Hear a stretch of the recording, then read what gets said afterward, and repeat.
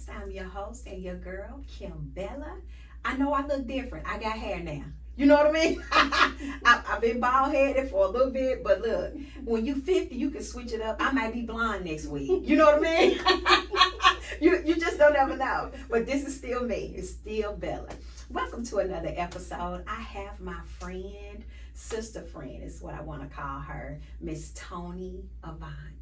Hey. And the crowd goes crazy.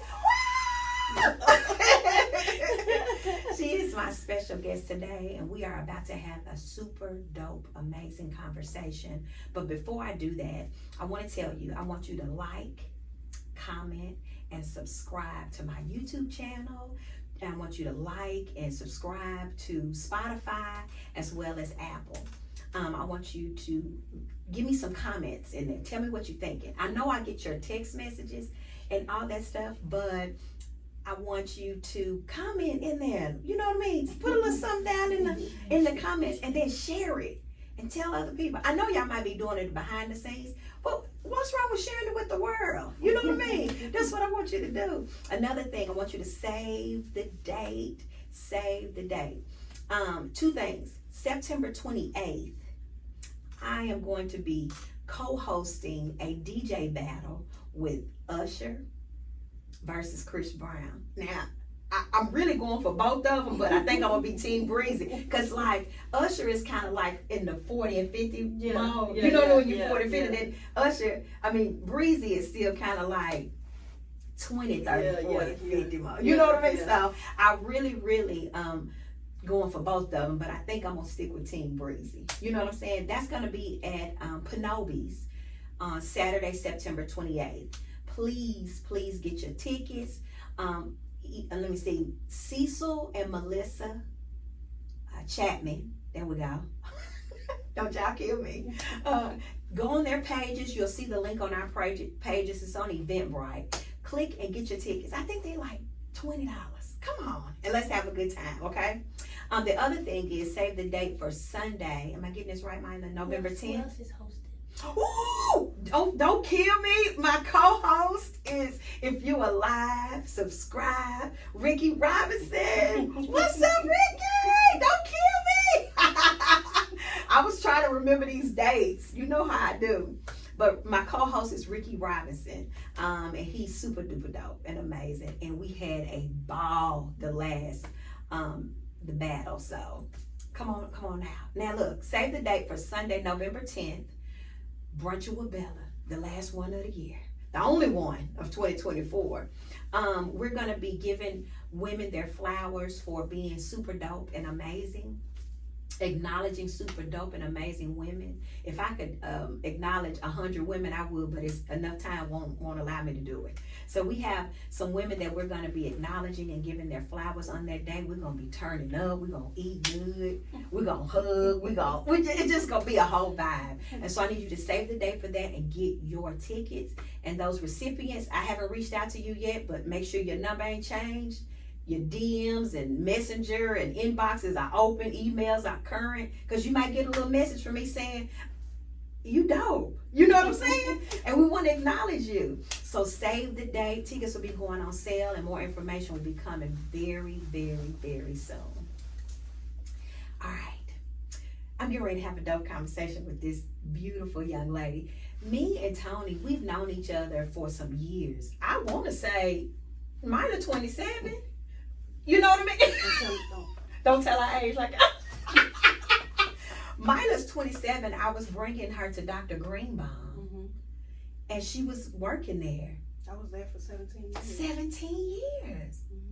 So we've been knowing each other. We would always be like, hey, how you doing? Hi. You know what I mean? And so now we're here having an amazing conversation. When I had the pre-conversation with her, and here's the thing, when you think you know somebody, and when you think your journey has been hard and you done been through a lot, girl. You know what I mean?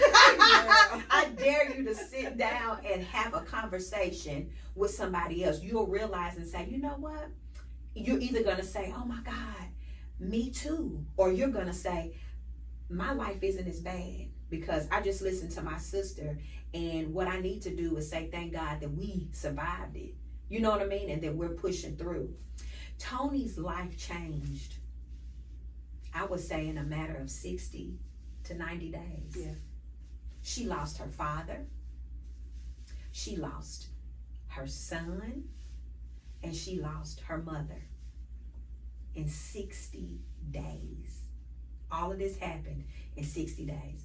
And she's sitting here in her right mind, smiling. Yeah. I don't know what happened before we opened the door. She might have bust out crying. I don't know what happened when she was driving here, but she's here smiling, laughing. And so just when you think you can't make it, or when you get ready to throw in the towel, or when you feel like life is too much for you, I want you to remember this podcast. I want you to come back to this podcast. I want you to pull up Toni Avant, and I want you to remember, if she can make it, if she can get through it, You definitely can. you can too. Toni, thank you for being here today. I wouldn't have said no. I know. If I had to work, I would have been like, I gotta take off. Yeah. today. I'll see y'all tomorrow. Yeah, I know. I'm so happy you're here. I'm so proud that, you know, you pushed through this, you know, because you could have said, you know what, it's going to be a lot. Hey, I thought about clocking out a lot. Yeah. I know. Them clock out days was clocking out. Heavy. Oh my God, I can't even imagine. So before we go into the conversation of everything, I want you to tell us a little bit about yourself. Well, I would say I was born here, but I was raised in Chicago till I was about 15. Okay. And I came down here, went to Hillwood and Pearl. Okay. And I mean, I just been in Nashville all my life. Mhm. I have 5 children, Mm-hmm. 3 grandchildren. Do they call you what they call you? Nana. Nana. I got one that's getting ready to turn 5 in November. Oh God, she Well, gonna go to big girl school. She already, she She- in pre-K. Okay. You better get it right. She already in big girl school. Yeah. And my daughter, one of her aunties told her she was a superstar. Yeah. She believed And it. she believes, and she is. Baby, she Yeah. is. Baby, she is. And her dad, which is my son, Yeah. that's his everything. Oh, I love it. He's a girl dad to the heart. Really? Like, Don't you love girl dad? Yes. I do. Yes. You know, cause, and I don't think they get enough praise. Oh man. So shout out to your son. Yes, Shout out to him. Is My Andre? other son, yeah, my Shout out other to son you, has a Andre. little girl too, and she just turned a year old. Yeah. But it's just something about the girl Them dads. girl They- dads. I mean, Andre and Mary go on dates. Yeah. And it's like, cause Nana, I said, do you want to go with me to? You want to have lunch with Nana? Oh yes, Nana. Oh, really? I said, where you want to go? I said, you want to go to McDonald's? You want to Yeah. go to Wendy's? She was looking at me like, do you know who my dad is? Like my dad, we don't eat that kind of stuff. So basically, she was looking at me like, love it. no. And I Yeah. said, well, where you want to go? I said, she loved Waffle House. I said, you want to go to Waffle House? She said, no, Nana. I said, where do you want to go? She said, we can go to J. Alexander. Yeah. She said, oh, we can go to Big Top. I love it. I She's told- I fancy. said, hey, Yeah. baby, I'm gonna need a few little coins. Yeah. I can cash out. Like cash out me, so I need about $50 more. Yeah, because we going fancy. Yeah. Yeah, I she- love No, it. she not no cheap date. Yeah. I said, God bless whoever she started to date, because they gonna have to. The standards already high. Oh yeah. Yes. She 4 I now. love it. Mm. Daddy's teaching her, honey. Mhm. You are a Uh-huh. princess. Yes. Yes. Now, Waffle House and stuff is cool. Don't get me wrong. Yeah. But honey, when you taking me out, Yeah. let's find somewhere fancy for me. But I finally got her because Yeah. she love Olive Garden. That's when y'all need to That's pick in my me up. budget. Yeah. My Pick me up. I love some That's my pasta. budget. So Yeah. let's go to Olive Garden. Just some Alfredo. Oh my gosh. So I was able to convince her. Yeah. So you like being a nana? Yeah, I like being a nana. I'm not Uh-huh. as involved as I want to be. Yeah. I don't think mentally I'm there. I got it. Mhm. I work a lot, Yeah. and part of my grieving process is to keep busy. Mm-hmm. Because if I don't keep busy, I feel like I'm just gonna go into this depression, I got you. and I'm just gonna clock out. Mm-hmm. They clock out. I get it. I get it. So I that do busy, work a lot. busy helps you. Oh yeah. Yeah, It busy helps definitely. you. People don't even understand. Like, people think that, why you work so much? Why you this? Why you that? Mm-hmm. Because if I stay home, I wallow. Yeah. And you don't want to wallow. Mm-hmm. All you do is think. What could I have done? What could I? What? Mm-hmm. Nothing would have changed those events or those days. Those days was designated to happen. And sitting and doing that, sometimes people think, I like being alone. Alone helps me. Don't get me wrong. Nothing is wrong with being alone. But when you're in different seasons in your life and you are alone, an idle mind is the devil's workshop. Yeah. The devil will have you thinking, Yeah, that's a whole ooh, playground for him. it's your fault. Yeah. If you just would have did this. Mhm. I told you should. That's how the devil will do. Definitely. So that's why you got to keep a good community around you. Stay busy, stay positive, Yep. you know, pour into yourself And as much pour as you into can. others. Be able to pour into others and be a light to others and show them, you know, like who you are. I like that. My working is, I feel like at times it's my ministry. Because things has happened on different jobs that was like, oh God, what was that? Where'd that come from? It shocked me because I'm like, oh, okay. Yeah. It was weird. But whatever. And it seems like I get these people that all of a sudden just say stuff to me and I be like, can't be nobody but God. Here we Be go. nobody but God. Yeah. I wasn't thinking of like that. Why you do me like that? I know. So, mother of 5, single mom, went to Pearl, and what was the other high school? I went to Hillwood. Hillwood and Pearl. And so you had your first child at what age? 15. 15. What was that like? Was that hard for you? Yeah. It was hard. Yeah. And sometimes, you know, we feel like it was hard, but even though I was in my early 20s when I had Mila, you know what I mean? I still didn't know what in the world was going on. You know what I'm saying? And so sometimes you grow with your kids. Yeah. You don't know. You knew that it was fun when it was going on, but then when life hits, Box of rocks. yeah. But do you think you grew up with your kids? Yeah. Definitely. Definitely. Grew up with them, and we learned this thing called life together. Oh, wow. Yeah. They learn quick. Yeah. One of your sons was diagnosed with sickle cell. Sickle cell. Okay. That was Tell me about that. So, from birth, he had. So how I found out was, you know, of course, us being brown people, we get these tests, and so he had something called pyloric stenosis, which is like it's kind of like acid reflux, but it's common in boys. And so when he would drink his milk and he would throw up, it would like literally fly out his mouth. And he was a newborn. So during that process, he ended up having surgery. The lining of his stomach was too small, so they had to go in there and open it up a little bit so that he'll be able to digest his food. And in that process, in that time in hospital, I learned that he had sickle cell disease. I heard it, but I was like, okay. Yeah. Okay. I remember going to the doctor one time and they told me that I had the sickle cell trait. Mm-hmm. You know what I mean? I think that's common in us brown people. So a lot of people don't know that parents, like you have sickle cell trait and your husband have sickle cell trait, that will give you a baby with sickle cell. Majority of the time that happens. So I did not know. That's why it's so important for you to know kind of like have that history. Because if you bring a child into this world and that child has sickle cell, the suffering. Oh my God, the suffering.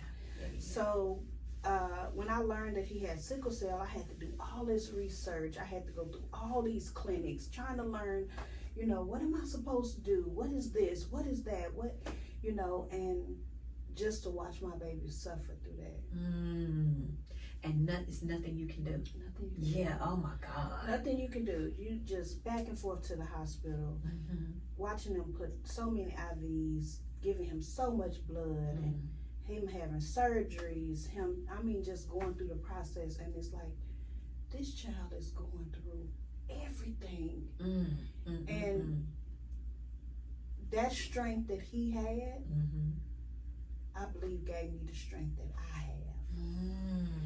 because I'm watching my child literally go through something that I can't help him with. And just to watch the doctors try to, you know, give him something just to calm him down, make him sleep, Make the him, pain. you know, take the pain away. And it's like, man.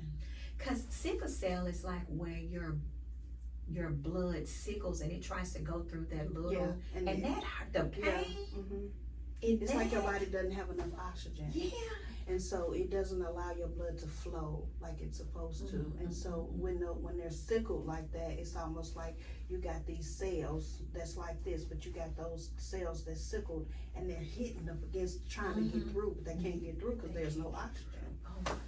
So yeah, he And went the through pain. it. My husband's, one of my husband's best friends, he passed of that. And he was a warrior. He played football. He did everything that he could do. And I think he didn't really want anyone to know that that was what his condition was. Yeah. So he tried to live a normal life as much as he could. And I can just remember the times that he would be in the hospital and the pain and everything that he would, you know, talk about going through and stuff. Oh yeah, So, oh my God. sickle cell patients have the worst. They look at them as dope addicts because of the medicine, the pain medicine. But you know, if you've never been through that, you can never say how much that pain. Don't do that. don't it's even like try. it's like you know, Andre used to say, I don't even want the medicine. Like I just want this pain to stop. Like if y'all can just understand, like you know, it was never about the medicine. I really hated when hate's such a strong word, but I really, really didn't like when he had to transition from pediatric to adults. Because in pediatric, it was like they knew, they understood. Was it Greenbaum? It was Dr. Greenbaum, but it was Dr. Peak. Dr. Peak. Oh, Dr. Peak, you told me that, And they just know your babies, and they know what they need, and then you have to go to adulthood, transfer. They got to learn and figure this out, and you just going to the ER was horrendous. Really? Like going to the ER, going to the ER with him was so horrendous. It's like, I know everybody in here is sick, but if y'all can just understand. Yeah, please. Just understand. The pain and everything. So was it, he has another condition, or did that condition turn into something else? What was it? He had a bone marrow stem cell transplant. Okay. My daughter was his donor. And so, really? Yes. And so, in that bone marrow stem cell transplant, they transferred her cells into him so that he can have more cells that were not sickling, so that he doesn't have the pain. So, he doesn't have sickle cell anymore. He literally have her cells in him. So if something happens and they take a DNA test, it's gonna be her. Yeah. And so he was like, "Oh yeah, I got plans for you." So they are such. They are. Now my kids are really close. Yeah. And so, like, they have these conversations where they talk about each other and they say bad stuff to each other, but it's all out of love, but it's so funny. Yeah. And he was like, "Oh, yeah, I got you. I got you. I got your DNA. Yeah, I love that. And that was so courageous for your daughter. Oh, yeah. Quan, my baby that passed away, he cried so hard because he wanted to be his brother's donor. Oh. He was like, "Well, Mama, you think can they retest me? You think?" And he was like, "Cause Pooh cells is older than mine." So he's like, "I wanted to be my brother donor. I wanted to be right there with him." And I said, "Well, you still can be right there, you know." And I said, "After this, y'all have y'all guys time." I actually had planned a trip for him, which he would have turned 21 in 2020. Yeah. And Andre would have turned 25. So we said in November of the next year, which would have been 2020, they would have both went to Vegas. Because jokingly, Quan was in AAU a long time ago, and I said, "Quan, now when you go to Vegas, they give out these cards, and these cards, you know, prostitution is legal." He was like, "What?"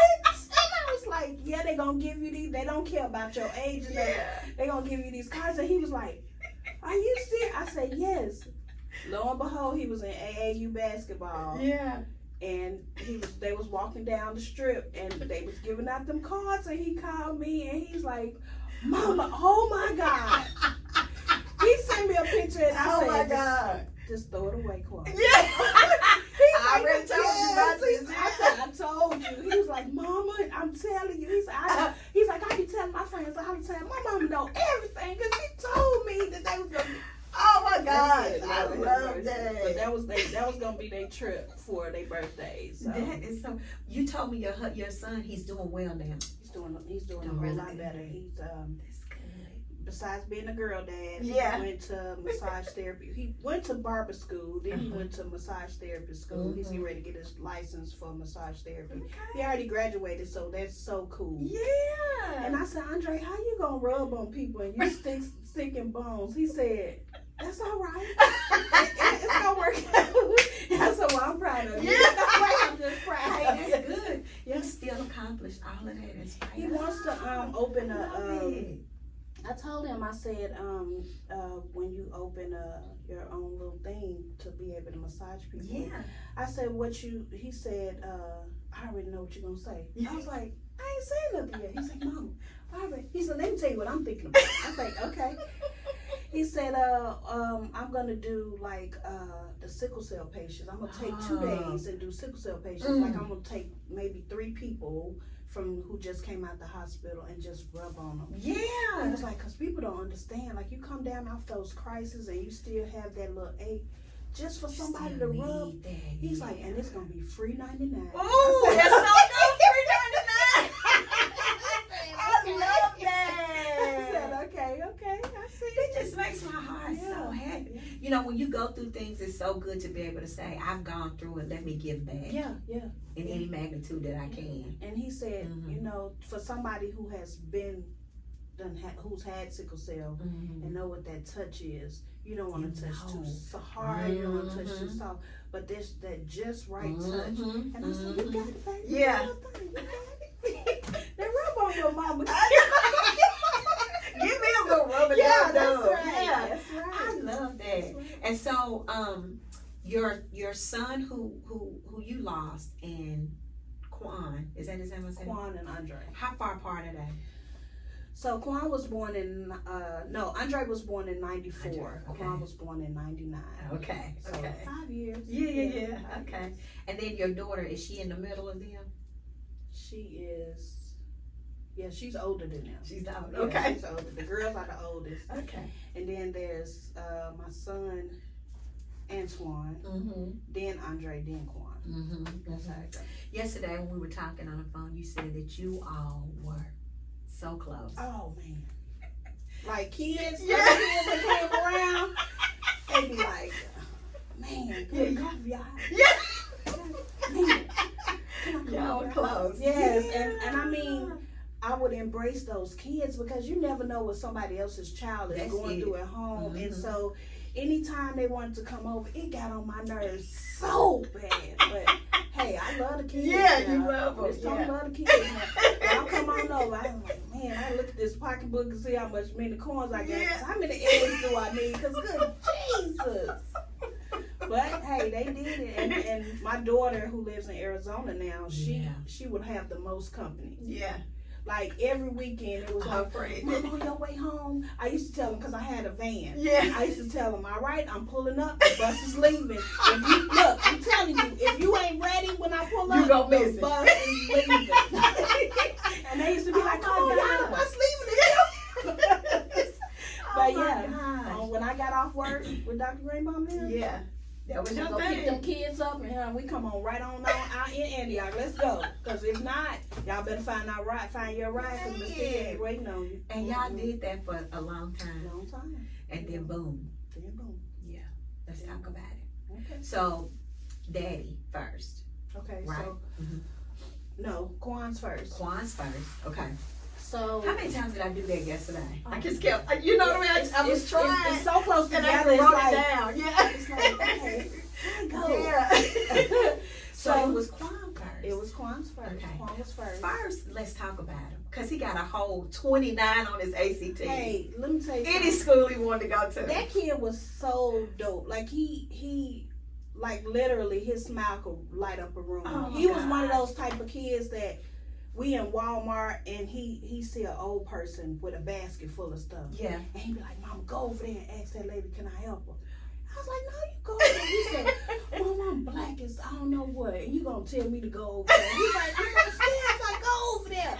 And I'm like, I said, just to help. He said, Mama, you gotta do it. I said, okay. So I'm going over there, and I asked the lady. I said, good morning. How are you? I said, do you mind if my son help you with put your stuff in your car? And she was like, oh, sure. Yeah. So he went over there and helped, and the lady was trying to give him money after he got all the stuff in, and he was like, no, ma'am, this was my blessing for today. Oh, and wow. he said, and she was like, oh my God. And she was like, she said, come over here, baby. So I went over there to her, and she was like, can I just give you a hug? I was like, yes, ma'am. Yeah. So she gave me a hug, and she was like, he's amazing. He's so amazing. And she was like, I don't know why he didn't come and ask me. I said, well, you know, he's a guy, and he didn't want to approach you and scare you. And just be And he gave her a hug, and she looked at me and she was crying, and I was like, oh, I said, I'm sorry, did he hug you too tight? She said, no, but that hug was full of love. Oh, wow. I was like, look at God. Just look at God. Oh my gosh. And he was that kind of dude. Like, he was a youngest supervisor at Postmates. Because when I tell you, he would go to them jobs, baby, and knock them jobs down. And do his job. And he stood loud and proud. And he was the shortest thing walking. But he played every sport. Like, he played football, basketball. He tried soccer. He did wrestling. Like, this kid, he did AAU basketball. Yeah. Like, he loved that. Football was his world. Yeah. But he loved doing the AAU basketball. They traveled. He done it all. Oh, wow. But, he called me. He said, well, I know you at work, but are you busy? I was like, no, what's going on? He was like, I got something I need to tell you. Are you sitting down? I got to get my sport. Yeah, I'm sitting down. What is it? Yeah. I'm sitting down. I'm sitting down, but I can take off. Yeah, what's going on? I'm sitting down because I'm thinking something to happen. Yeah. I'm going up there. Yeah. Look, now what is it? He's like, are you sitting down, Mom? I said, Quan, let me tell you something. Quit playing with me. What is going it? on? Yeah. And he was like, calm down, it's okay. I said, what is it? Yeah. And he said, Mama, he's like, I've been going to weekends, doing my ACT prep. And I was like, oh, yeah. I said, yeah. And he was like, they going to send you some information in the mail. And I was like, okay. I said, what happened? He's like, man, Mom, I messed up. I was like, oh, Quan. I said, that's okay. You can try again, baby. It's all right. And I was like, well, what I got to sit down for? I said, you got my heart beating all fast. I said, what's going on? He's like, no, for real, my mom made that 29, so you don't have to worry about trying to help pay for the college. I had to leave work. I would have just fell out. Yeah. I said, wait. He's like, Mom, that means you don't have to pay for no college or nothing. Oh my God. I said, 29? He's like, yeah, I'm pretty dope. Yeah, I said, no, for real. Dope. Yeah. No, for real. I said, well, I'm getting ready to come get you. I'm finna leave work. Yeah. I'm excited. We finna celebrate. Yeah, what we doing? His favorite thing was to eat. Yeah. All his friends, parents, and all that, they knew him. Quan coming over, we gotta fix something to eat. Or he'll go in there and fix his own food. Yeah. In somebody else's house. Yeah. He's like, they said make myself at home. Yeah. That's what I do at home. Yeah. And that's what you do. He would go fried chicken and everything. People Oh my God. Terrible. But he was one of a kind. Yeah. Like, he was an ambassador at his school when he graduated. They talking about this kid and something about, he's a leader, he does this, he does that. And I was like, that is amazing. We in graduation now. Yeah. That's amazing. And he's like, so today we want to honor him with a scholarship and this and that. And I was like, ooh, I'm clapping before they even got the roof. And he said, Toni Avant, come on up. Me and my family was like, what? You know what? So That was really dope to just be sitting there unexpected. He's like, he didn't even know. Oh my God. And he's like, when he said, he's like, when he said something about being an ambassador of school, and he's like, that was me. He's like, oh, maybe they had somebody else. Yeah. You know, because he really thinking, yeah, hey, not me, me. you know. Yeah. And he said, come on up here. Man. Wow. And so he chose to go to MTSU. Yeah, he wanted to go to MTSU because he wanted to be close to Andre. Yeah. We knew that we was going to take this journey on this bone marrow transplant. So Quan was like, I don't want to be somewhere else and something happened to my brother and I have to fly and think about that. I want to be able to come home. I love it. So we'll start in July. July, we took this big family trip to Florida. We was excited because we had family that we hadn't really connected with in a while. We was going on this family trip. We went in July. I think they found out that Toya was pregnant with the baby for Andre. And so we had to do everything early because we knew that in September that this transplant was coming up. So we had the gender reveal.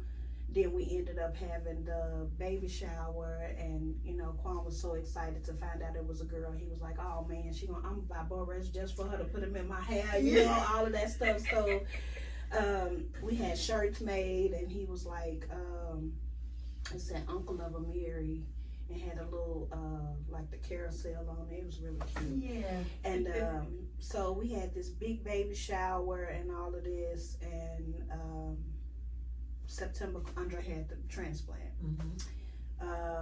Well, back in July when we did the family trip, Quan said, "Mama, don't buy my plane ticket because I'm gonna drive down with my friend, one of the guys that was out there with him when he got killed." So he was getting put out of his apartment because something happened. A guy got shot over there, and so they said was associated with him. So they ended up putting him out. So Quan was like, I gotta stay here and help my boy get all this stuff. I don't want them to put his stuff out. We're gonna put this stuff on the truck. We're gonna leave the truck, but we're gonna drive down there to y'all.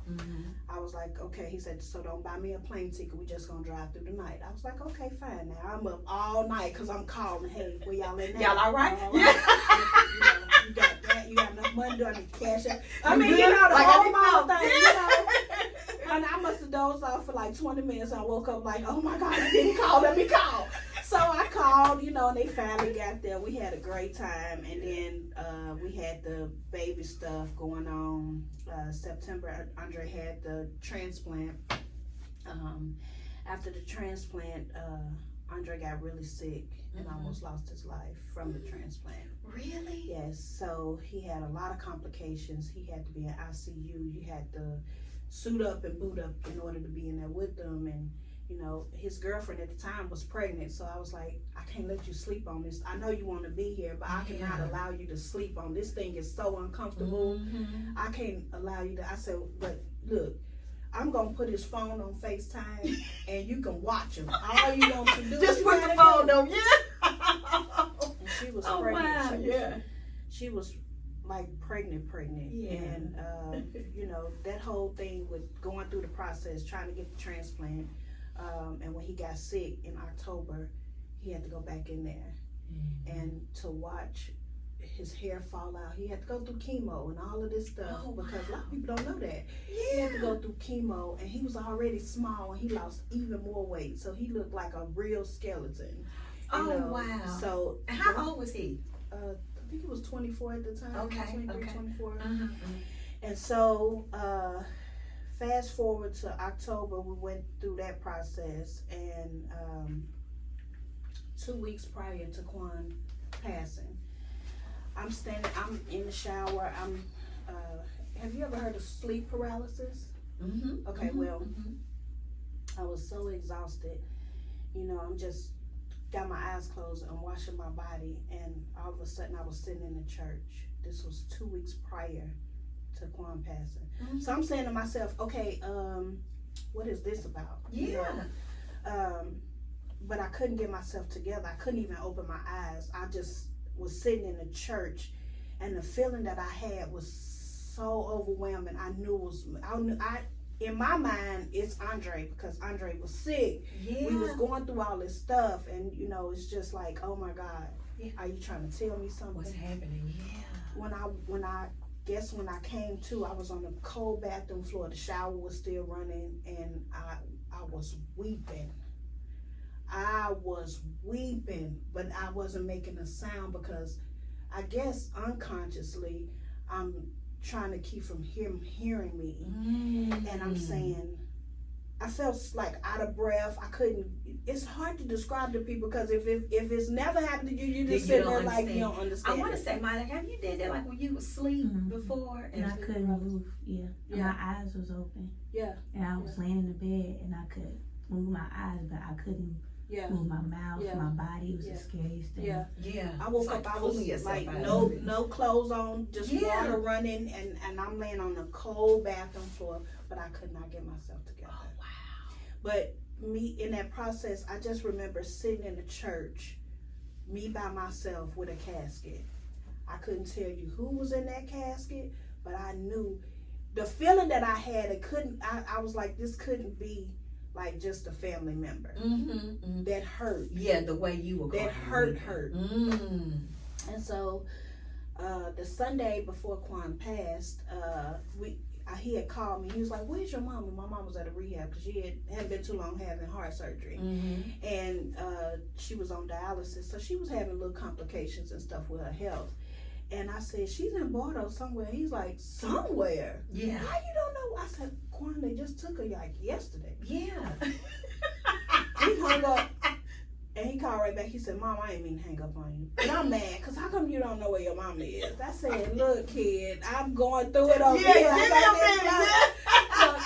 I said, "You think of me as a superhero because while you going through all these sports and doing all this stuff, and I had Andre being sick, and it was like, I said, you never knew that I'm trying to clone myself because I had to do all this stuff." Oh my God. I said, "Give me a second. Let me call my auntie," because my mom lived with my auntie. I said, "Let me call Auntie Pat and ask her, where is she in Bordeaux?" So I called him back and I said, "Hey, look, she's such and such in Bordeaux." Yeah. He was like, "Okay, I'm getting ready to go see my granny." I was like, "Okay, that's cool." And I said, "Your dad called. Quan's dad is in jail, and he's been in jail since Quan was 5 months. No, since I was 5 months pregnant with Quan. Quan was a baby that wasn't supposed to be. Like, he was a baby that I was having twins, but I didn't know it. And I went to the hospital and they did the ultrasound because she was like, 'Let me see if you had ectopic pregnancy.' Yeah. And she's like, 'We want to make sure it wasn't nothing in your tubes or anything like that.' So I was like, okay. They was doing the ultrasound. Boom. Yeah. What is that noise? Because I'm hearing noise. I need to know what that is." Yeah. He said, "Oh, that's the other baby." Girl, Wait. You missed it. Wait, what? cause yeah. What? The other got me hooked up to the right. Like, yeah. And I was 12 weeks. Didn't even know it. Oh my gosh. Box of rocks. Yeah. Box of rocks. But anyway, so I mean, when he said, "I'm going to see my granddad," I said, "Your dad is on the phone. Do you want to talk to him?" He's like, "No, Mom, I don't want to talk to him right now." I was like, "Okay, fine." So he was like, his dad was like, "Why he don't want to talk to me?" I said, "He's getting older. I mean, he doesn't have an emotional attachment to you, so it's like, I hate to be blunt about it, but he doesn't have that thing that he had for my ex. So it's like, And I said, "Well, give him some time. He'll talk to you eventually." Yeah.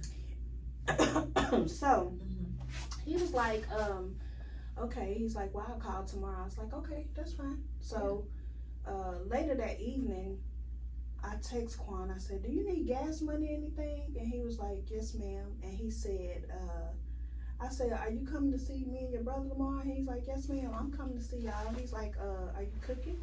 I said, "Yeah, what do you want?" And he was like, "What about some onions and potatoes and some fried chicken?" Yeah. I was like, "Okay." Oh, that sounds all good right, now. okay. Yeah. I said, "But Andre can't eat that." Yeah. And he was like, "I know, more for me." And that's cool. I'll take my stuff to go. It's like, "Okay, Quan, I got it."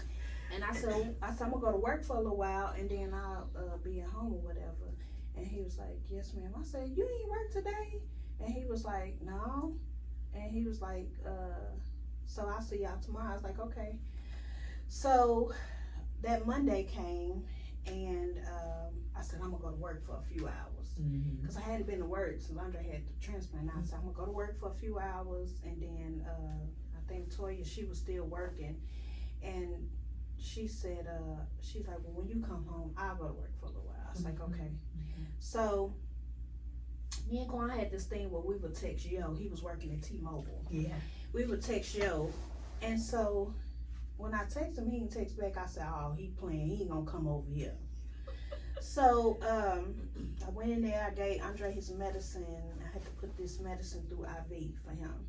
And I gave him his medicine. And I sat down on the bed. About 4 o'clock, the TV was down. And I seen the news and it said it was a shooting. And I'm like, it's always something. Back up. The day before, Quan, when he was texting back and forth, and I asked him about gas money, he was like, "Yes, ma'am." So I think I sent him probably like $40 or $50, and he said, "I said, are you coming?" He said, "Yes, ma'am." "Are you cooking?" Yes. I said, "Yeah, I'm cooking." And so he said, I said, "Are you serious?" "Yeah." He's like, "Yeah, I'm coming." He's like, "Mom, I'm so tired." And I said, "Are you really?" I said, "Where you tired from?" He said, "I'm just tired." And I said, "Well, you know you can come get in your mom's bed anytime you want to talk." You know. And he was like, "Yeah, we can do that." And he said, "I just need some rest." It was something about that. You heard that different. I read it. I read it different. Yeah. It's like it was something that grabbed hold of me. And I was like, Yeah. So I ain't think nothing else about it. Did the medicine, went on the bed, got up, went to work. Did my little dude text Quan and said, "Yo." He didn't text back. I said, "Really?" And I said, "Oh, he might be at work."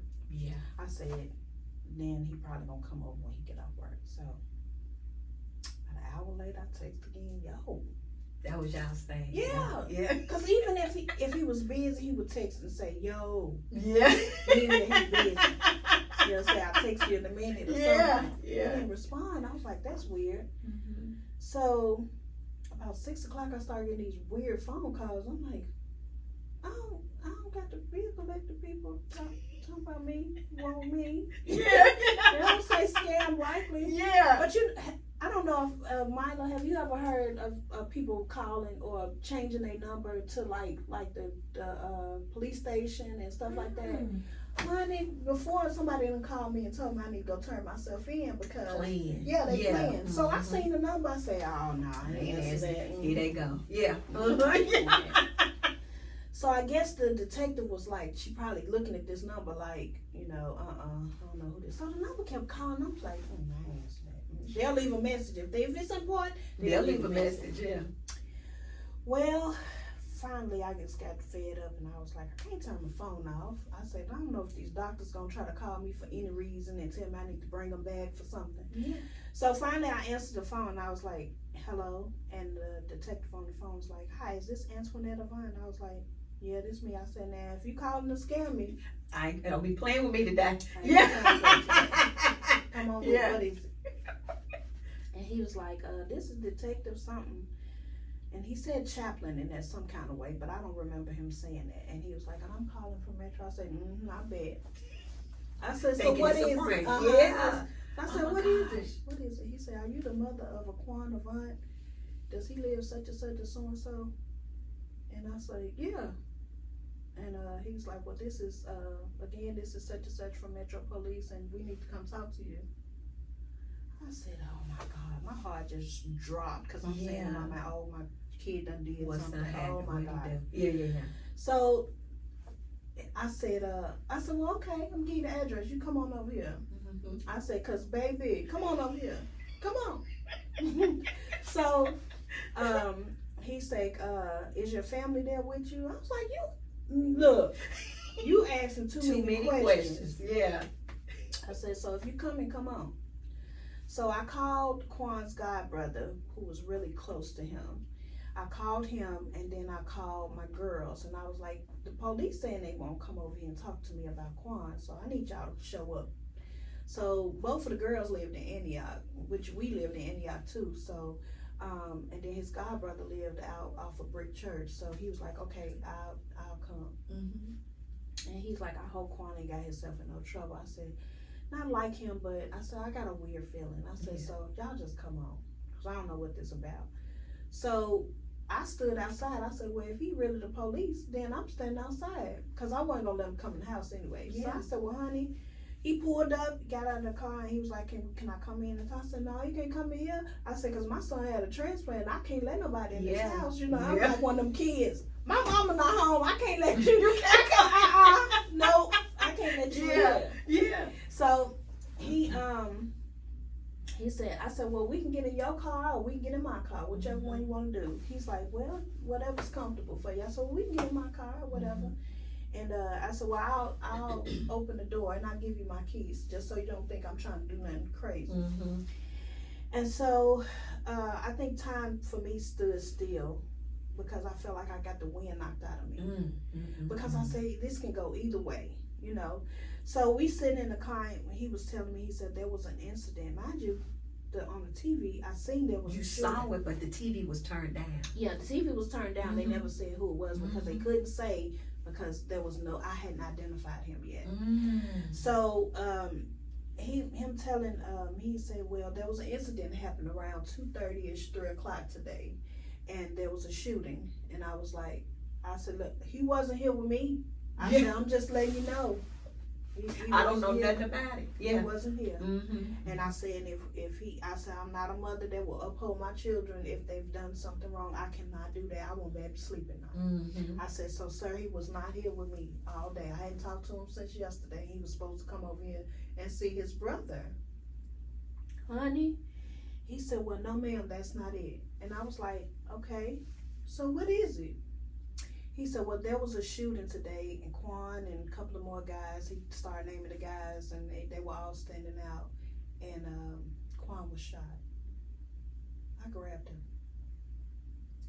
That was my first thought. I just grabbed him. And he's like, it's okay. And I said, well, okay, where is he? You know, he said he's at Vanderbilt Hospital. He said, but Quan didn't make it. I grabbed him again. And I said, what do you mean he didn't make it? He said Quan was the victim of the shooting. And I was like, no, that ain't right. That's not how that's supposed to go. Mm-hmm.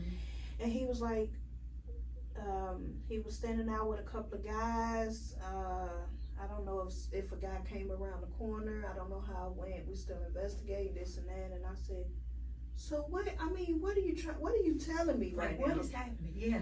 And he said, Quan didn't survive this shooting. And I said, he didn't what? Oh my God. So I think people's would think that your normal reaction would be to cry.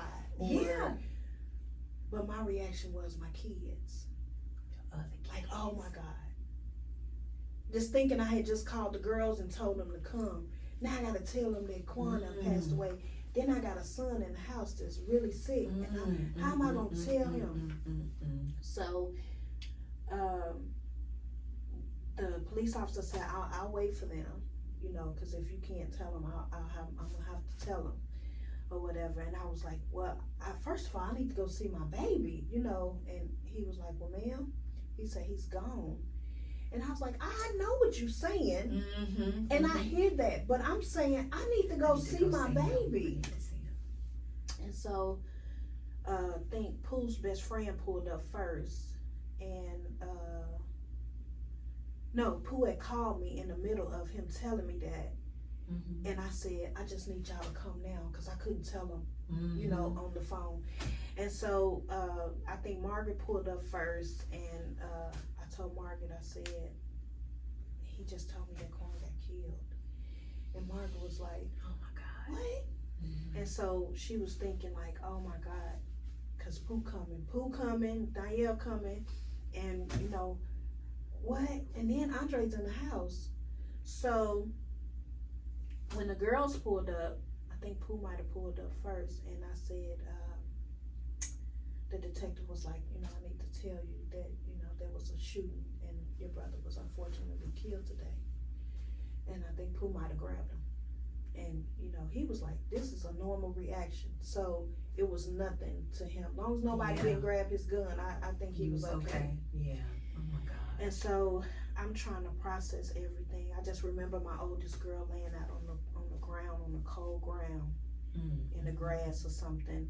And it was so much going on.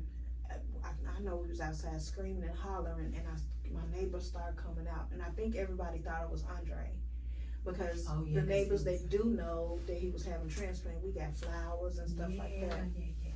And so I think that they thought that it was him that passed away.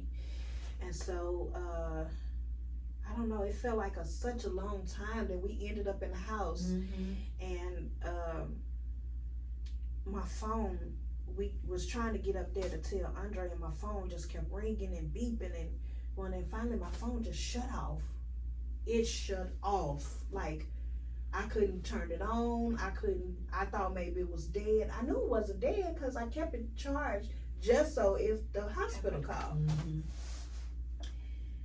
So we standing at the bottom of the stairs, everybody trying to get suited up to go up there in his room. And we standing at the bottom of the stairs, and the girls trying to keep from crying out for him to hear that, because he would get up and say, like, what's that? He come out that room. Finally, we got ourselves together, and we went upstairs, and the girls, I think we all just fell on the floor. I can't even imagine. And he said, I already know it's my brother.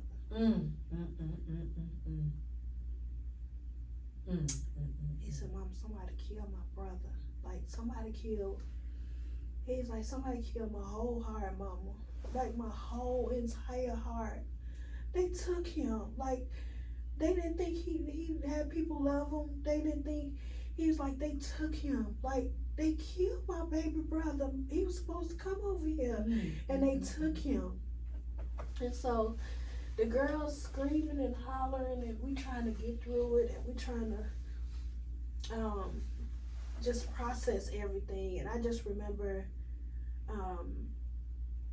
the girl's phone was ringing, Pooh's phone was ringing. My oldest girl, she's an introvert, so a lot of people like, we didn't even know you had an oldest child, because you know we never see her. But they started calling Pooh's phone, and you know, people started showing up, and I was like, I gotta close this door, Andre, because we about to get flooded with people. And that's exactly what happened. We got flooded with people. The police was over there.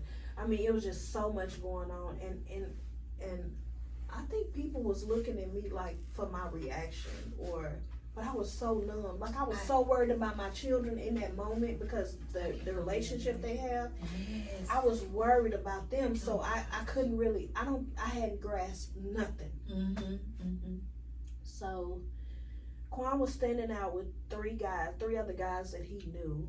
Did they get injured at all? He got shot 3 times. I think he got shot in his chest and his arm and maybe his stomach. And one of the guys said that he was standing out, he was waiting on some mail. And he was standing out there, and he said he turned to walk away to go to the mailbox. He was like, let me go and check the mail, because he was waiting on his gun license.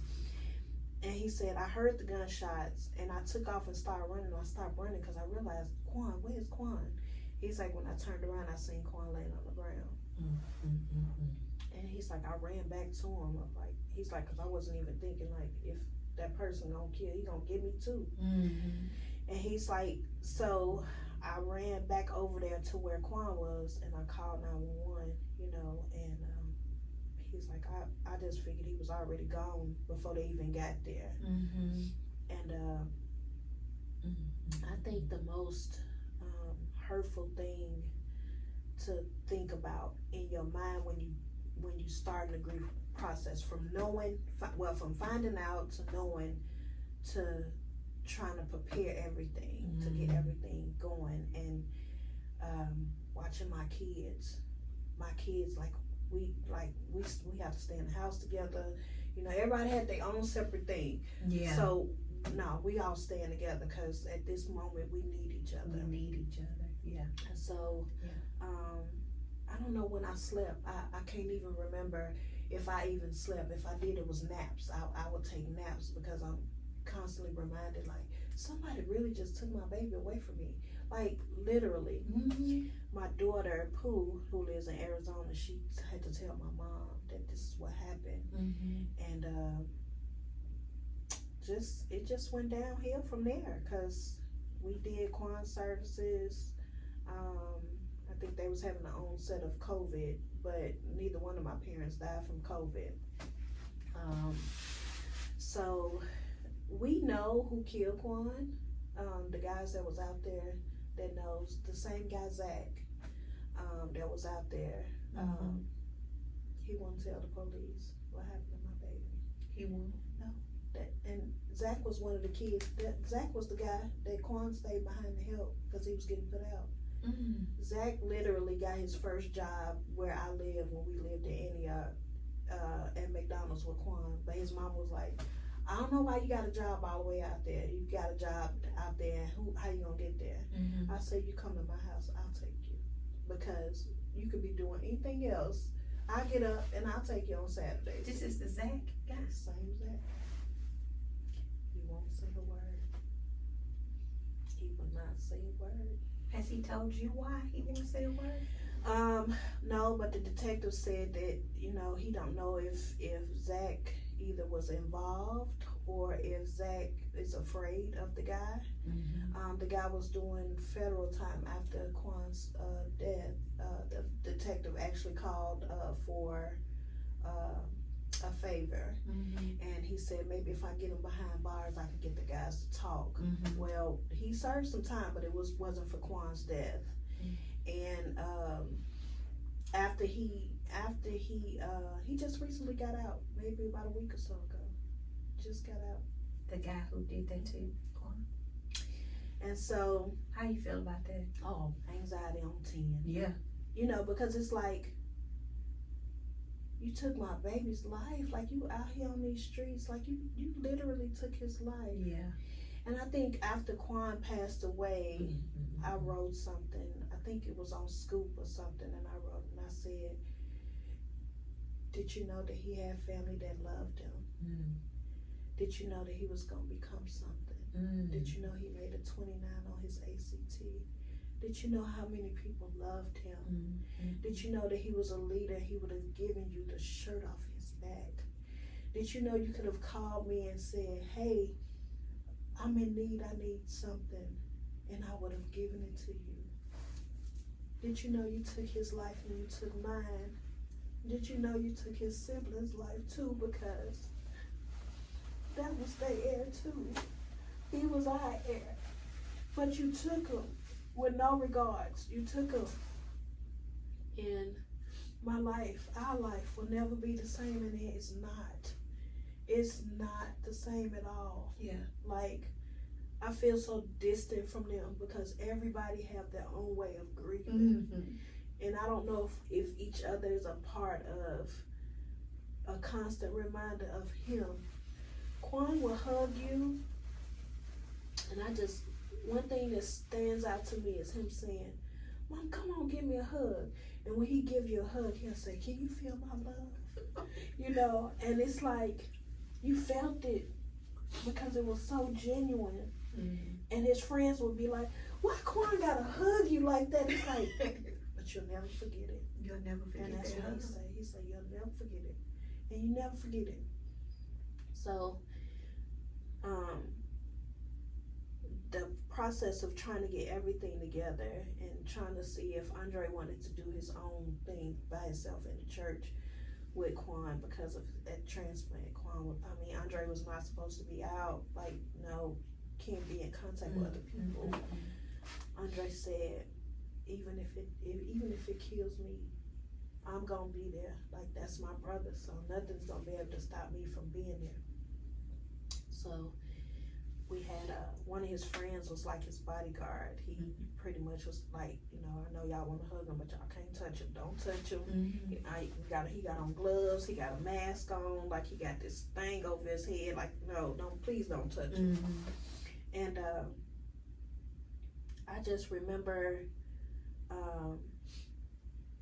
somebody had mentioned to me, they was like, we was worried about you because you was at the visitation like as if nothing was going on. Yeah. And I was like, part of grieving is not something that you can tell somebody. You got to go through that process. I said, but you don't know what I did before I got there. You don't know how it was for me when I got there. And I said, that face that you seen, that was for my children, because we feed off of each other because of our bond. And I said, I think my oldest girl was sick, like she literally was sick, but she didn't want to not be there. And Quan's girlfriend, at the time, I was like, you can stay with me, spend the night, whatever you need to do, we're gonna go through this together, because I know what kind of bond y'all had. So that was important to me, to be able to keep her as close to me as I could, because I've been through what she going through. And so we went through that process, and I tell you, you know, you felt like you needed to be strong for everybody. Oh yeah. Because if you break, everything breaks. breaks. So I had to do the obituary, I had to do just everything. I just remember going through that process, and I remember my mom calling me, and she was like, what do you need me to do? And I said, I just need you to be here. I said, I know you're not, feeling well. And I said, right now, I just need to get my thought process together. I need to, concentrate on these kids, and, so we went through that. And I think that Pooh was able to be more of my backbone. If I can describe like their bond with the baby, because the girls pretty much had them, while I was working. So she would fix these chicken fillies that he loved, and probably a day or so before that, she had fixed those fillies. She hasn't fixed those fillies since he been gone. What day was this? He died on a Monday, and so maybe that Saturday, or maybe even that Sunday, she might have fixed those fillies. The actual date, month, and what was November the 4th. November the 4th. 2019. Okay, yeah. And so, yeah. And so we go through that process. You still are mourning and grieving even to this day. So I can only imagine how you felt back in November 2019, and then your dad is sick. So I gradually started to go back to work, because I said, maybe if I'm around people, I can feel a little better, and I just don't want nobody to ask me no questions. Like, I can't answer no questions right now. And so I was working part-time at Bellmead Country Club, and I loved that little job because the older people was there, and when I tell you, those people, they cared deeply about me and my children. So that meant a lot to me. And I came back to work, and I'm sitting there, and my nephew, which is my stepbrother's son, called me, and he was like, hey, auntie. I was like, hey, baby. He's like, you okay? I was like, yeah, I'm okay. He was like, I got something I need to tell you. And I was like, okay. He's like, you at work right now? I said, yeah, but what's going on? And he said, it's granddad. And I was like, okay. He was like, we up here at St. Thomas West. He was like, can you come up here? And I was like, yeah. I said, what's wrong? And he's like, well, he's in the hospital. He wouldn't tell me that something was going on. And I said, well, okay, let me, let them know that I need to leave. And so he was like, can you come now? And I was like, yeah, I can come now.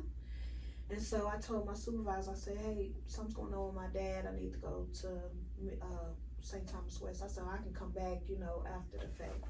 Cause I literally had just got there. Yeah.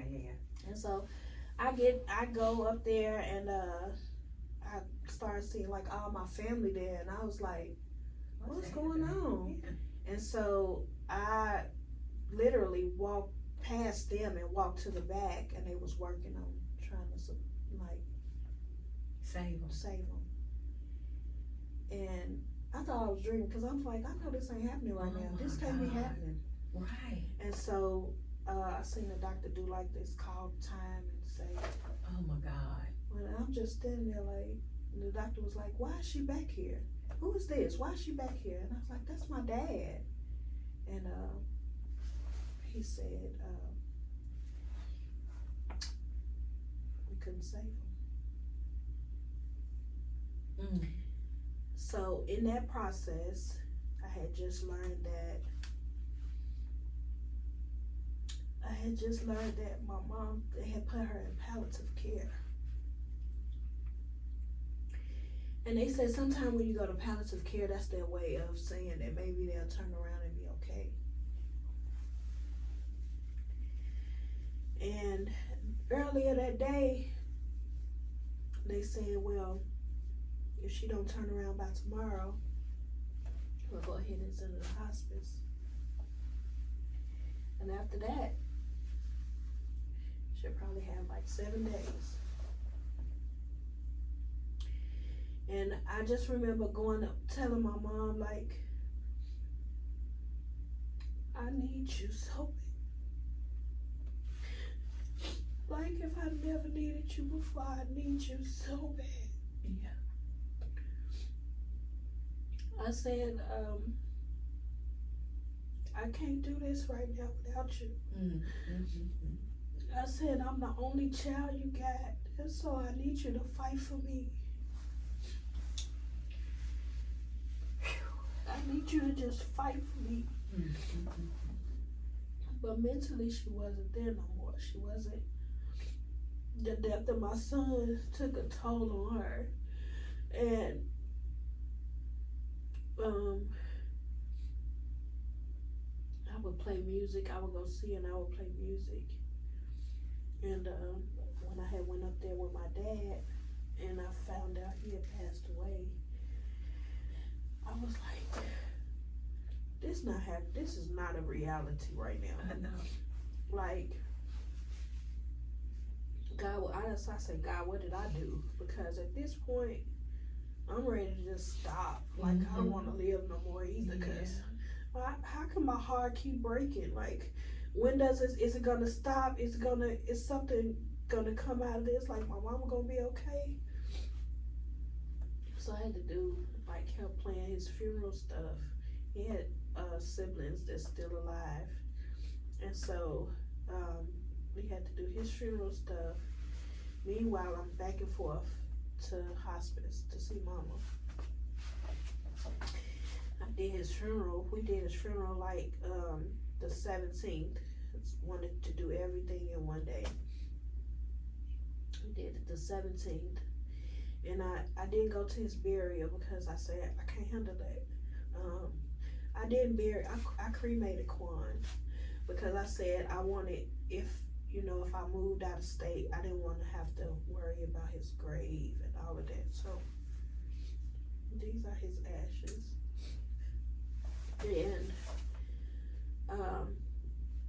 we did the burial for my dad. So I was like, okay, I was so exhausted that I was cross-eyed tired. On the 17th, I went to visit my mom, and I was like, okay, so tomorrow I can come and sit with her. That was the 6th day.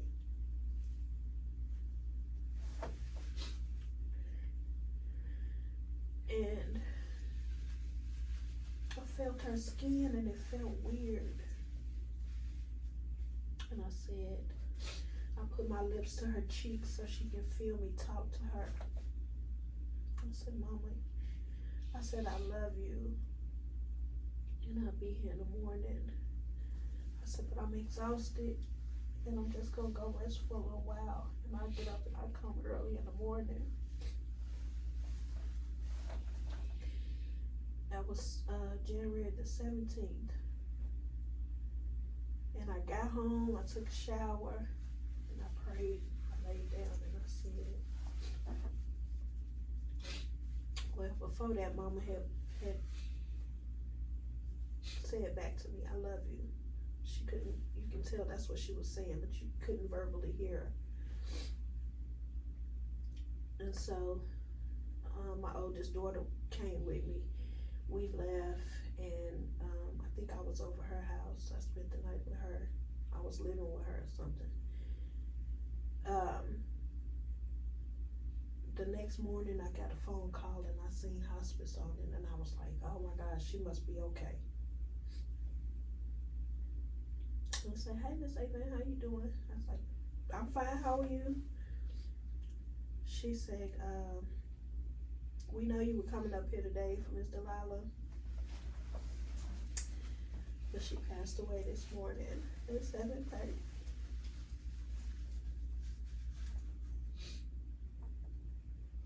So sorry. She didn't wait for me. She didn't wait for me to get back to her. Gosh, I'm so sorry. I had so much going on, and she didn't wait for me.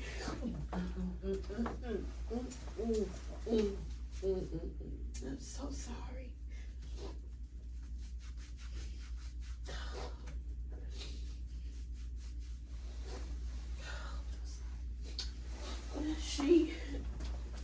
I know that God didn't want me to see that. They told me that she would have swelling, and I probably would see her swelling because of her dialysis and her kidneys and stuff. The swelling was on the inside, it wasn't on the outside. So I'm grateful that I didn't have to see her that happen to her. Yeah.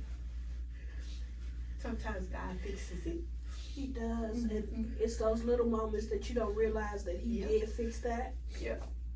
Same thing with Quan. I didn't get to go see him because God didn't want me to go through that And see that. I walked in on my dad, and then, you know, for me to have that last few little moments with my mom, I have that guilt sometimes because I think like if I would have just pushed through and stayed a little longer, maybe she would have stayed a little longer. Yeah. But that wasn't the case. That wasn't God's plan. And people say, how in the world are you still able to just go on? That is the $1 million question. Man. Before everything happened to me, my prayer was always, God make me strong for whatever's coming my way. And I never knew the significance of what I was saying until this happened to me. Like the bottom literally fell out of my life. Me losing my child was something I can't describe to nobody. Only a parent that has experienced this kind of loss will understand. Me losing my dad, I felt like, okay, I know it can't get no worse than this. But me losing my mom was like, what? God, what? That is a pain. Like they say you don't question God. Oh, yes, you do. Yeah. You got, I got questions because I What's need to going on? understand, Yeah. like, what did I do? You know? And you have so much stuff that you want to ask. It's so many things you feel. It's so many like emotions you go through. I probably will go through those emotions for the rest of my life. I can't bring them back. I hurt. Yeah. It was days where I couldn't get out the bed. It was days where I didn't even want to eat. I didn't bring my letter, but I wrote it November the 30th, 2019. And I told Quan, I said, I don't want to be here no more. This life ain't worth living anymore. I know these siblings of yours will be okay, but I literally can't function. Like, I felt like I don't know what to do with myself. Yeah. And I said, I don't know what's to come or what's coming. I was like, but I know I can't take no more. But God knew I could. And he used me for that. And I'm like, okay, God, I don't want to do this no more. Like, look, help me out. Because I don't know, what's this all about. For me to lose my baby November the 4th, 2019. To lose my dad January the 9th, 2020. Bury him on the 17th. And my mama died the next day. What in the world? What? Just what? And so in this process, so many different things has happened.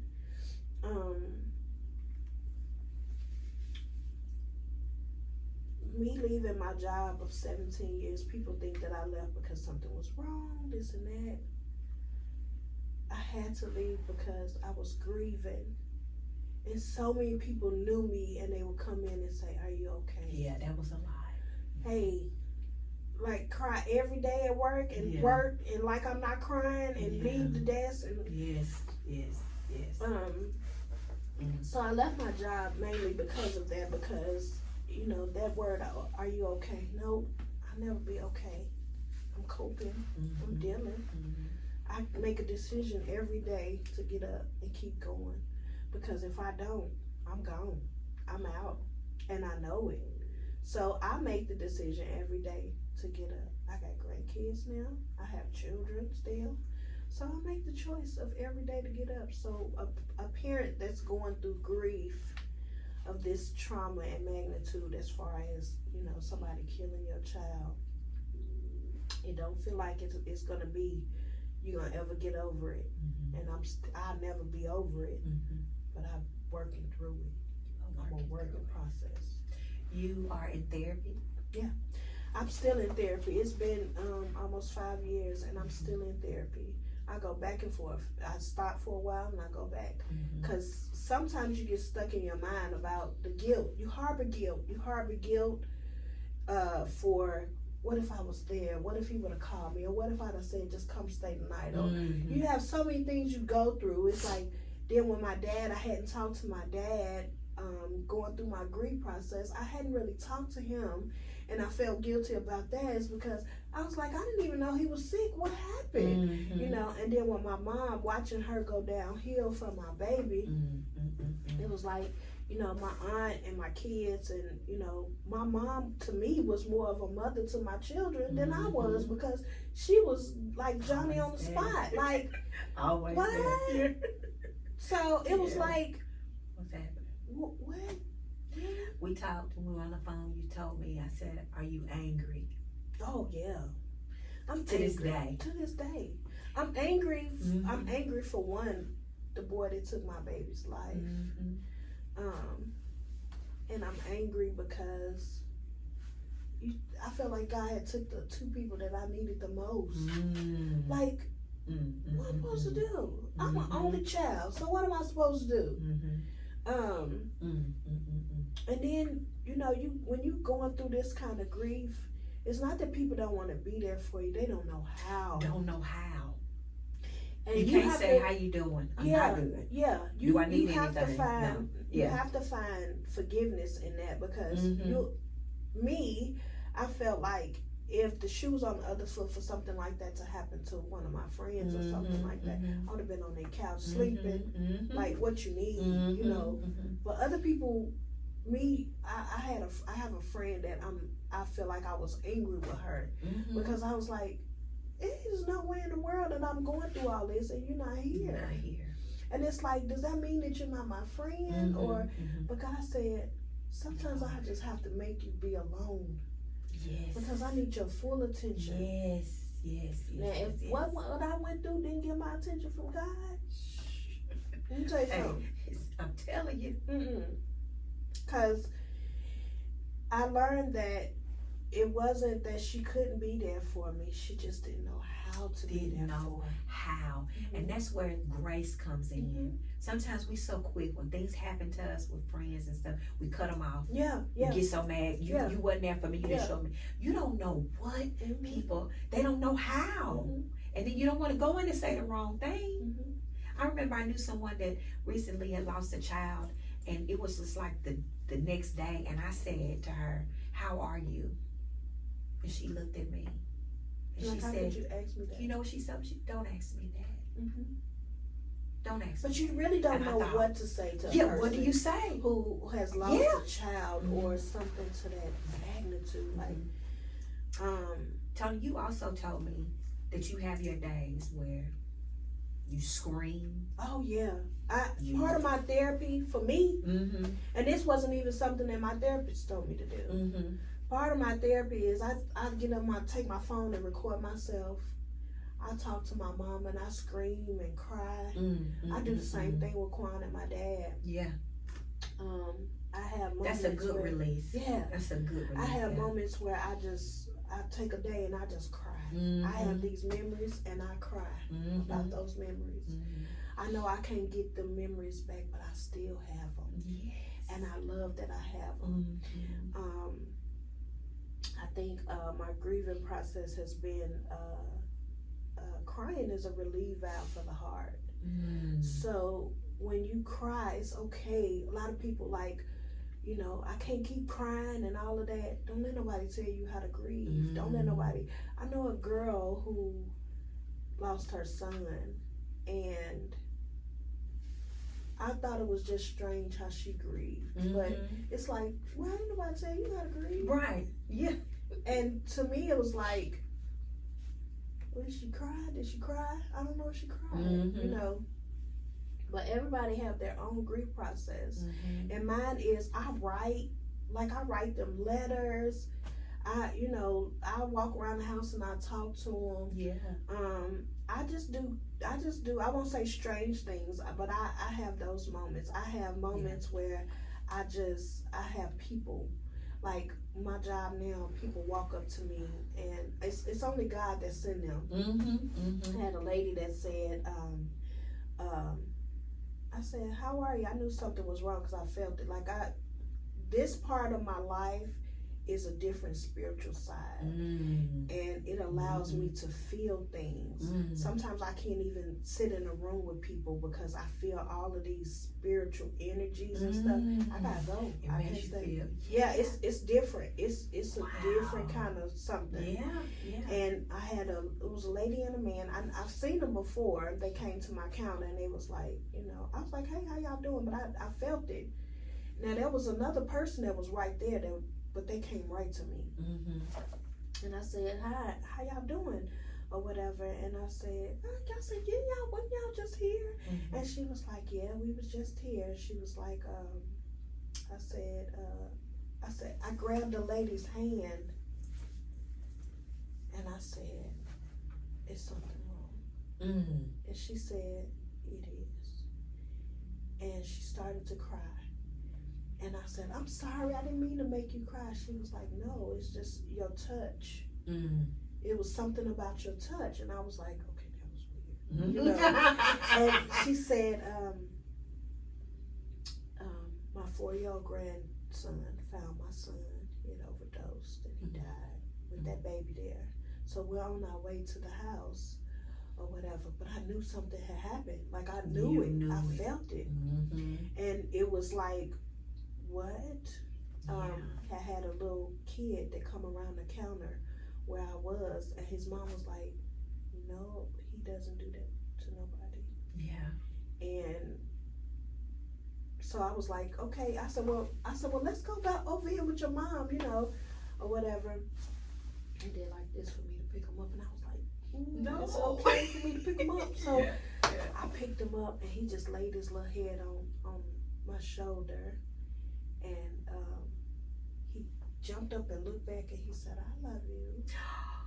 And I said, oh, I love you too. And I started crying. And his mama was looking like, I don't know what's happening right now. But I'm scared. And I was like, I don't know what's happening. But I'm scared with you. So lo and behold, I got everything done for them. Was going to walk them down where I was, getting ready to give him back to her. And he wouldn't let me go. And I said, well, okay, I'm just gonna walk into his car. And I did it. And it's been a journey for me. It's been, so many people when they lose a kid, they reach out to me And I'm like, I don't know what this is about, God. And it scares me to death because it's like, you know, what am I supposed to tell these people? And instantly it pours out of me. God just gives it to me. And it's like, okay, God, I mean, I don't know what this was for, but okay. It's been hard. Yeah. What do you want people to know that have suffered a loss of a child and then continue to lose the way you did? Like, what do you want them to know? I know it's hard, but you know, you think about everything you go through in your life. You think like, oh my God, these storms. That was my tsunami season. And in going through that tsunami, I realized that when those winds came, and I had to catch my breath every time those winds came. I had to cry. I had to scream. I had to write it out. I know that you have to go through it to get through it. And that's basically how I'm living. Like I'm literally going through it to get through it. The downside of grieving is sometimes you be by yourself. For me, majority have been by myself. And like, cause I don't want to burden my kids with, I'm sad, you know, I'm going through it, you know. I think the worst thing is hiding it. Because on the outside, darn, she look good, she, you know, she holding up well, she this and that, but baby, when that bottoms fall out, oh God, open the floodgates of heaven, because baby, it's raining. And people that is going through the grief process, you just gotta let yourself go through it. Just go through it. Just and go don't put through a time on it. Please don't put a time on it. Don't let nobody say, you know, better days is this and that and that. Yeah, they're coming. But let me go through these days. I gotta go through these seconds, these minutes, these days, these months, these years. Just let me go through it. And if I feel good one day, take that for, take it. But if I feel bad and don't feel like being take it. You know what I mean? I feel like I have so much social anxiety where I used to be like, oh, let's do it. You want to go? Let's go. Let's do it. I don't have that anymore. My kids, we talked about how, you know, that we did trips. You know, we always did things as a family. You know, we have family night, game night, you know, different stuff that we would do as a family, you know. I'm doing my work. Everybody's so separated. Like Andre does his own thing. Who lives in Arizona? My oldest daughter, she lives like right down the street from us. I can't tell you how often we even see each other. And that's not normal for us. You know.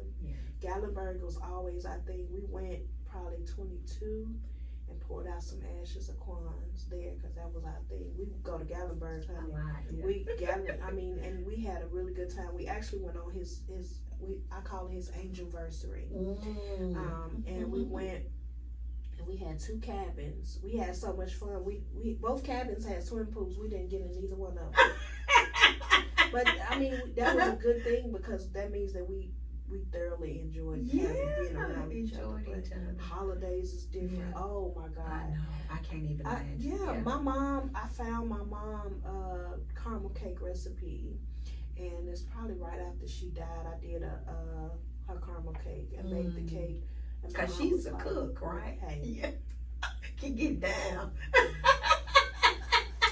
Quan used to say, Granny, I think you could put some booger sandwiches. Make a booger taste good. Oh wow, And I mean, it's like, you know, it's like I found that recipe and I did that cake, and my auntie, she cried so hard. She was like, I don't know how you did this. Oh wow. I'm so grateful that you did. So, well, you know, my prayer is for you all in time. You know what I mean? In time, that somebody gets the courage to get in a group text and say, let's try it again. Let's try it. Yeah, You know we what I mean? do. In time. We do have family group texts, and we, you know, from time to time we do reach out. And I know that's hard because, you know what I mean? Mm-hmm. But just in time, whenever God lays it on your heart.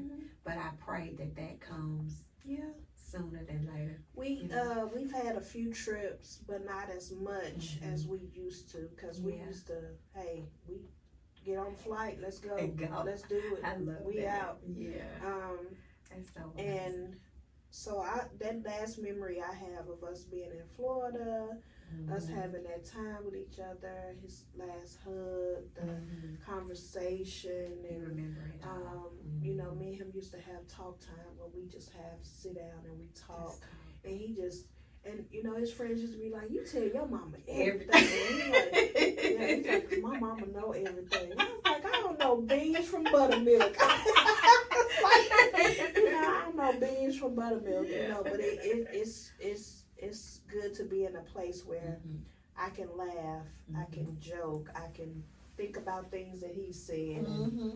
Not cry about it. Yeah. I can laugh about it. I can, you know, I have little videos of snippets of him talking, and I can hear his voice. And, hold on to that. you know, like with my mom, I have a little thing that she did for her birthday. And I have those little things that when I feel like I need to release, I will play those things because it helps me to cry and get it out. Yeah, so I would say to a parent, I would say to a parent that, you know, one thing I didn't mention is I had a son that was locked up. He got locked up in 2017. And in this process of losing everybody, he was locked up. And so the hurt from losing Quan, but the hurt of not being able to be there for my kid. Hey. Unbelievable. Yeah. Oh unbelievable. Like I probably got on people's nerve down in the jail. Yeah. Look, Rightfully so. Can you tell him to call me? Because I need to know he's all right. And you know, they was able to tell him, you know, we was trying to get him here. Same thing with Quan's dad. Quan's dad is locked up for life. So I did his funeral based on them being able to bring him and have that time. But they waited to the last minute and wouldn't even let the man come. So just thinking about him going through that, you know, and because he said he's seen it on the news, and of course after I identified Quan, they showed his picture on the news, and he said he was laying down and he happened to see it, and his TV was down, and he's like, all he seen was his son picture on the news, and he said I jumped up and immediately was asking him, look, can y'all just let me out for a second? I need to make a phone call. And he couldn't get me that night. You know, he had to call around and try to find out if anybody else knew something. And so he had called me the next day, and I think I had been up all night. And I said I was trying to call the prison just so I could figure out if I could talk to you. And to hear him cry like that. Oh my God, I can't. To hear him screaming that phone. Unbelievable. Yeah, he said that he had tore up the chaplain's office, like literally tore it up, and computers, everything. He tore it up in there. My God. And that whole thing with, you know, me always want to be there for people, and God is like, just sit down somewhere. Sit down. I got this. You sit down somewhere. After going through everything that you've gone through, back to back to back, why did you want to do this conversation? I wanted to do this conversation because I think it's so important that as a mother, you feel like you just, that's it for you. If you have other children, that of course is not it for you. At that grieving moment, you just feel like, I don't want to be here no more. Like, how am I going to get through this pain? That's a different kind of pain you can't even describe to nobody. And so I wanted to have the conversation because I know that there's so many mothers and fathers who have lost their child to gun violence. And it's almost like an epidemic. You know, people that have these guns in the cars. I feel like they need to be prosecuted as well, because how could you be negligent and leave your gun in the car? I don't care if it's your property. You know, we have these kids. This is a different era. So you have these kids that have nothing to do, and they go be in your cars trying to figure out what they can steal. If they're not stealing your car, there's a gun in the car, they're going to steal it. So I think these kind of conversations need to be had, because so many parents, the guns that they're getting to kill people are the guns that are being left in cars. I had even talked to Chief Drake a while ago about what if they are held accountable? Take their gun license away from them. Make them not be able to carry those guns anymore. Because, and then if somebody get killed with a gun that you wasn't even supposed to have, you deserve some time too. Because my kid died at the hands of you, because it started with you. Had that gun not been in that car and nobody been able to sell that gun to somebody else, and it goes down, it just keeps going down. Had that not happened, maybe my baby wouldn't have been still here. You know, I know that he's gone and I can't get him back. But what if something changed with the legislative, and we change the dynamic of how they handle these guns? Yeah, the access to them. Yeah, I get that. And so parents that are grieving, that are going through, you have to go through it. There is no way around it. It's either you're gonna go through it or you're gonna die. And that's like, I cannot be more bold about that. Because that grieving process, literally when I was in therapy, I never knew I was shaking. That's a trauma response, and I didn't even know it. And I was like, I couldn't understand, like, why am I shaking? What's going on with that? It's a trauma response. And that's all when you're grieving. So you have to allow yourself to go through it. You gotta go through it to get through it. And that's why I wanted to have the conversation, because if you can look at my story and know what I've been through. Lord. The courage, the resilience, the boldness, the strength. Even though I was mad at God, I still prayed to him. I'm so angry. I'm angry at you. I'm angry at the situation. And God said, that's okay. That's okay. Don't worry about it. That's okay. I understand, because you're human, because I made you. So I know exactly how you feel. And that's okay. So, and if you're angry, it's okay. It's okay. It's okay. It's okay. Go through it. To get they through have it like, you're not supposed to be angry. You're not supposed to question God. You're not supposed. Look, I got questions. Until you go through trauma situations and everything, sometimes you just need to have that release in that relationship with God, where, no disrespect, but hey, you know what I mean? I gotta ask you a couple things. Maybe I can carry it better if I just, can just have this conversation. I think you are amazing. Thank you. Thank you so much. I don't even know what to say. Thank you so much. Oh my gosh. I just those whole weeks and month or so, 2 months that I went through, everything I was going through, nobody knew that I did that by myself, other than my children, and my family reaching out, hey, are you okay? I think my family was worried about me, because it's like, gosh, she done went through all of this. We don't know what's next.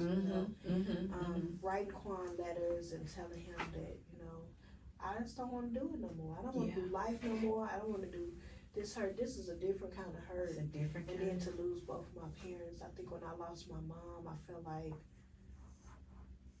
what else can happen to me? What else can happen to me? Like,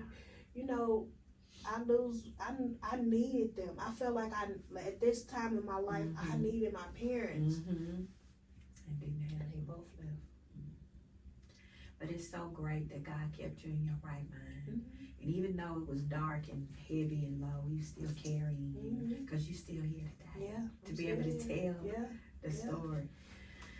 Thank you for being able to share it. Thank you for being here. You. Oh my God. I appreciate you for allowing me to share. I said I wanted to do something for mothers and parents that are going through. I said the people that are going through, I just want to reach out and say, can I just hug you?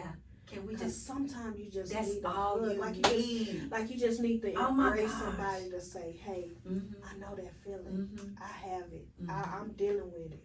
How can somebody get in touch with you if you want them They to? can call me, text me through Facebook. I'm Yeah. on Instagram. I'm on Instagram. It's Inspire You 73. Inspire You 73 on Instagram. And I'm on Facebook as, it might say Toni Avant or Antoinette Avant, and you'll see a picture of me and my children and my grandmother Yeah. and my I just saw mom. that. Yeah. And it's a picture of me. But anytime somebody needs to reach out, or they just Yes. need to talk, Mhm. or you know, because you have those moments where you just don't have nobody to That's talk right. to. I'm here. Mhm. I think you need to. I think more people need to hear you. Yeah. I think y'all need to contact her for all your events, all Mother's Day, just everything, because this that I feel, you know, is still like a peace. I don't even know if this even makes any sense. Just having the conversation with her, you will be blessed just being in her presence. I can feel it. You know what I mean? And that's not on weird, but that's like on 1,000,000% of love. You know what I mean? You could just feel it.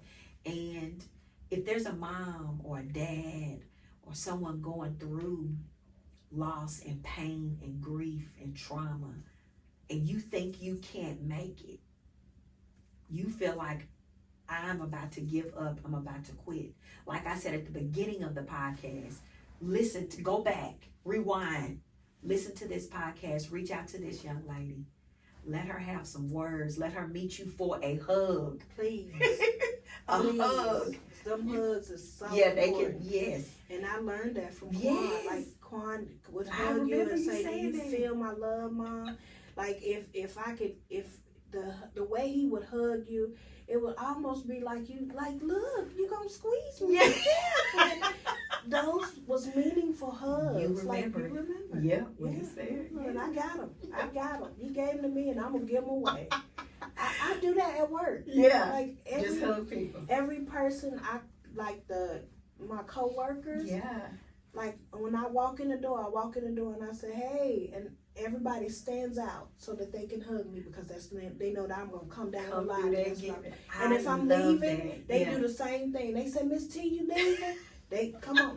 They I love it. because You never know what that means. Everybody's not getting hugs. Everybody's not able to feel love and compassion. Yeah. You know what I mean? So if you can make that difference, keep going.